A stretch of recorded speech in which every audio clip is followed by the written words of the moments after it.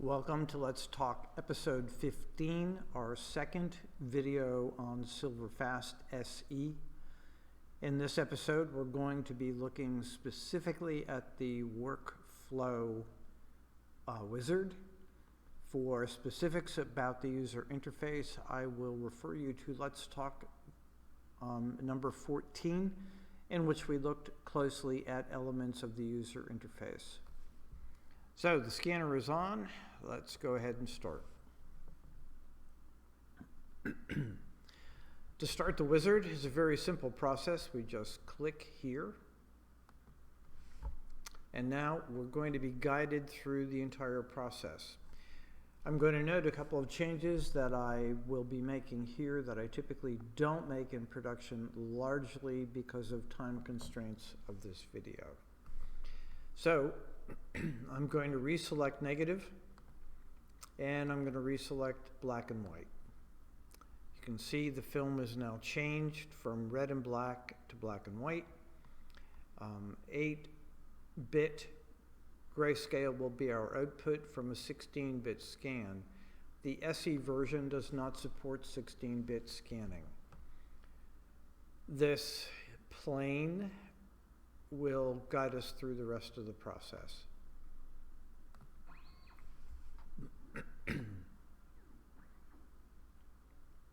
Scanner has been activated. The progress bar is located down here.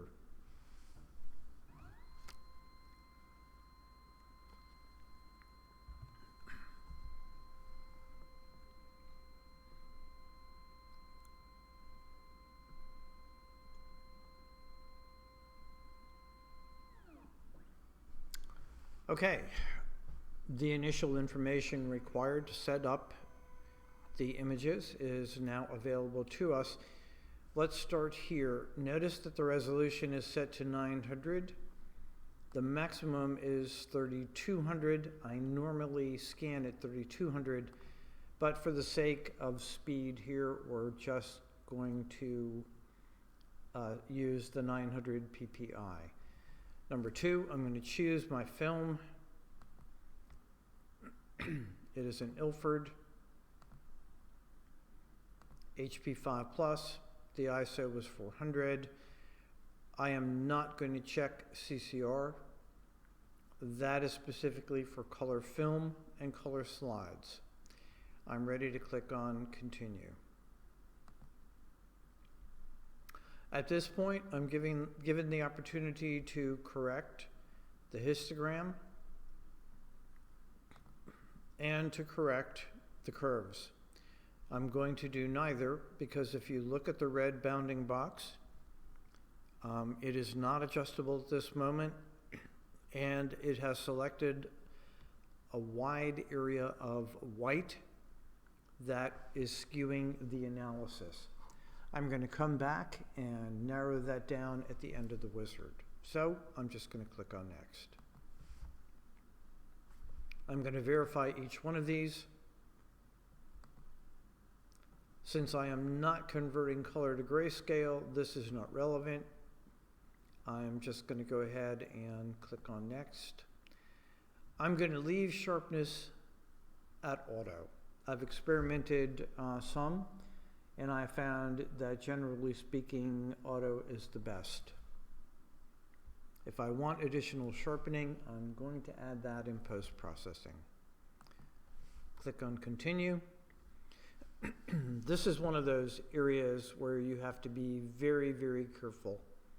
SRD, ISRD, when you scan the image and you set the software to detect and to fix, because it is black and white film and the silver content is very high, you will end up either with a scan that will never end, or you will end up with a scan that's completely black.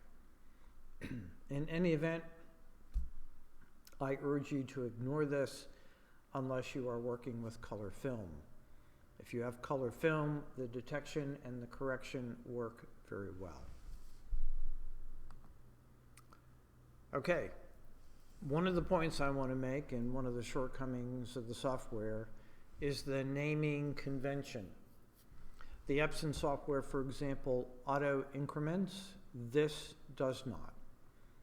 If you don't update the name each and every time you scan, you're left with a situation where you will have Untitled 1, Untitled 2, or whatever it happens to be. We have a very specific naming convention. I'll remind you that in an earlier version of Let's Talk, we described how we name, and I'm entering that information now.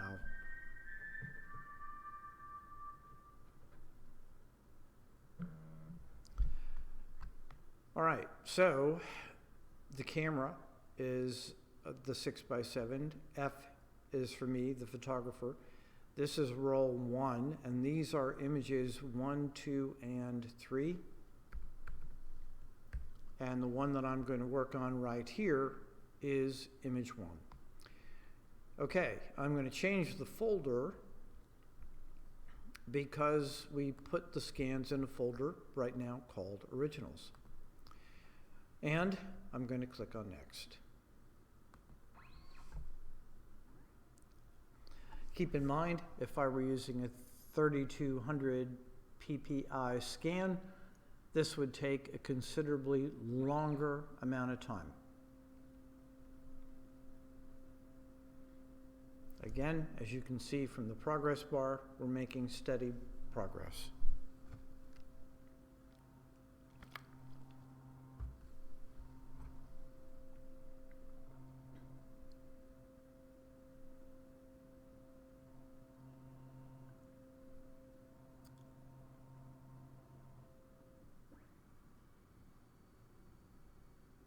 Okay, as you're watching, notice that things like the histogram are being updated,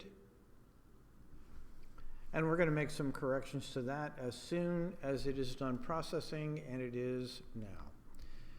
So let's start at the top and let's talk about some of the corrections I make. To begin with, remember the inconsistency in symbol. Here the gear, and mostly in the software the gear will indicate expert mode, but here the hat indicates expert mode.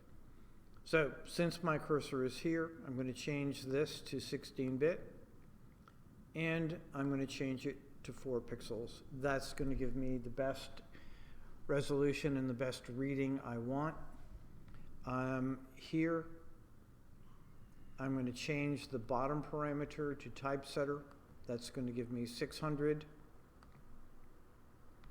I'm going to change the width, and this is the point at which I'm going to make my adjustment.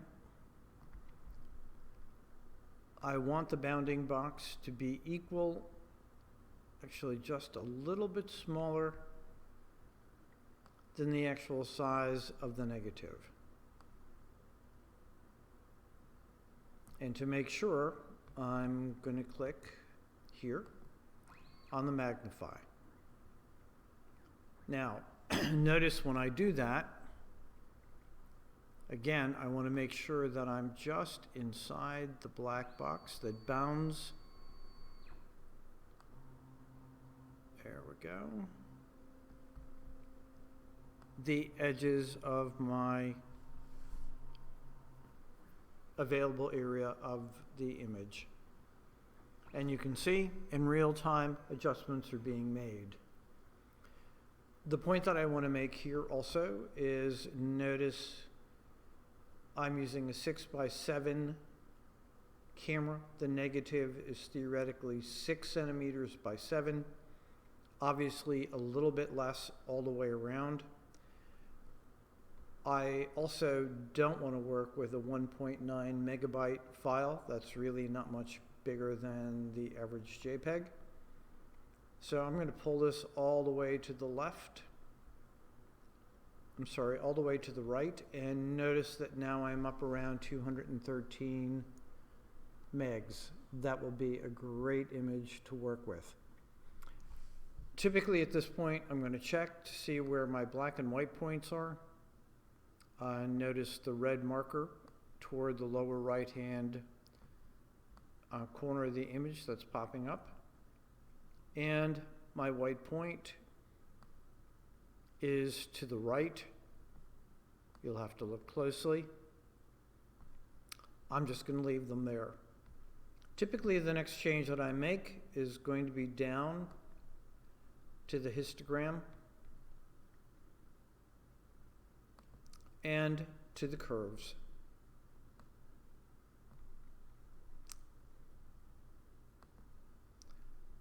So if I look at the histogram, what you can see here, I typically, once I've set my area, I'm going to reconfirm or recalculate that histogram by clicking on the histogram icon. And as you see, I have a much more robust histogram. There are some areas that I might be able to tweak a little bit. Notice my white point is all the way off. And if I pull that in, I don't know how much you can see in the video, but I'm bringing back the area down in here. I'm going to keep my midpoint as close to the white point as I can, because as you can see, if I pull it back, the farther to the black point it gets, the darker the overall image. I'm going to look for a point where I get as much back as I can without being right up on top of the white point. I'm going to stop there.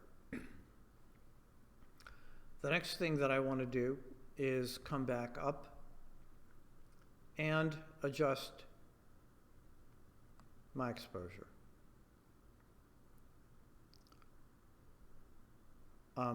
The point here that I want to be careful about, while I can pull it up substantially, I don't want to lose the detail on that monument. So I'm going to back down.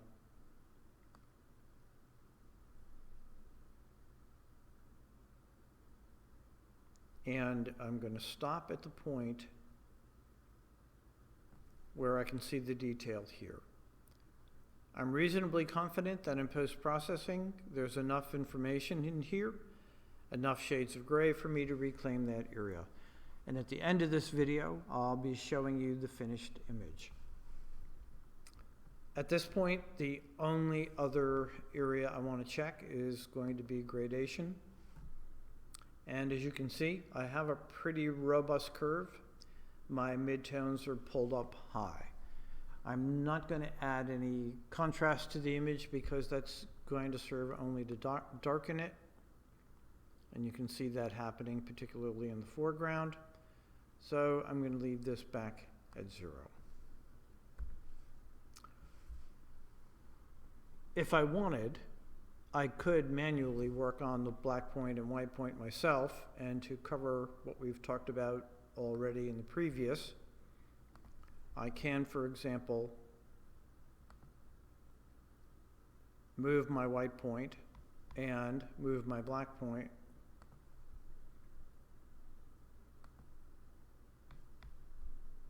and obviously you can see what's happening. I generally find that for the most part it's best to just go with automatic. I will, in a worst case scenario, work on the white point, but overall, I'm not going to do much more than that. Notice that when I went back to auto, I reset my exposure. I'm a little bit concerned now about how much of this area I'm going to be able to get back. So I'm going to pull this up just a tad more.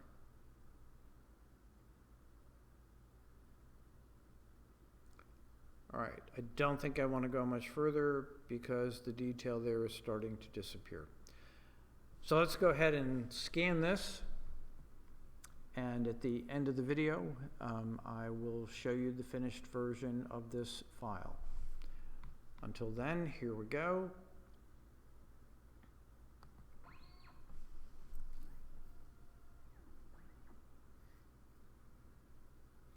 I'm actually going to save 2 versions of the scan. I'll show you a second one momentarily once the scan is finished.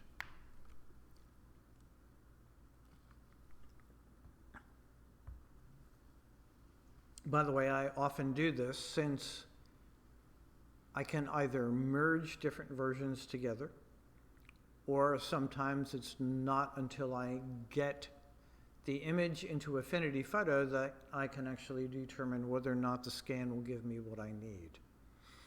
In this case, I'm going to make a minor adjustment to the histogram when the scan is finished.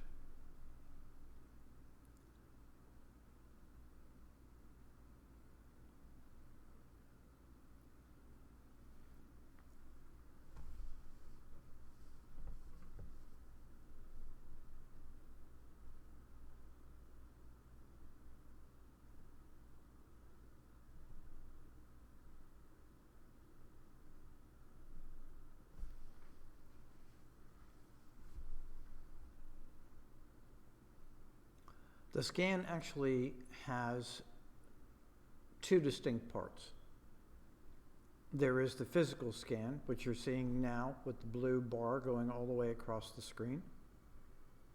When the scan is finished, I assume that the data collected is stored in a temporary file, and that temporary file is then converted, in this case, to a TIFF. And while it's doing that, I assumed more or less that you know the difference between a TIFF and a JPEG, but for the sake of just reminding you, a JPEG is a compressed file format. It's approximately 80% less than the original image. Each and every time you open and close a JPEG, information is lost. If you're going to create high quality images, always best to work with a TIFF, which is a lossless file format. Okay, once it's through processing, as you'll see, we'll see SilverFast tell us that it is saving, and then it will tell us it's finished. I will make the change to the histogram, and once that scan starts, we'll end this portion of Let's Talk, episode 15. And at the end, I will tack on a JPEG made from the TIFF of the final image.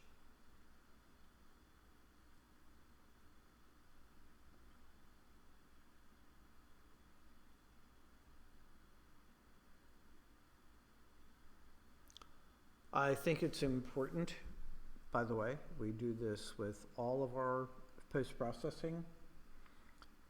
We have a very strict procedure or ritual that we follow. It guarantees that we're going to get images that not only have the highest quality, but which embody our look and feel, our style of photography.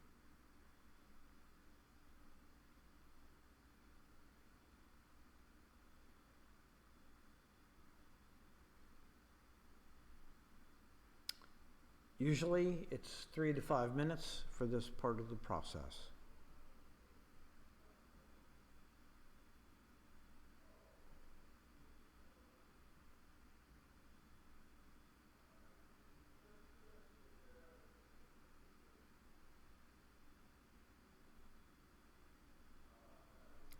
I'm going to end this talk here.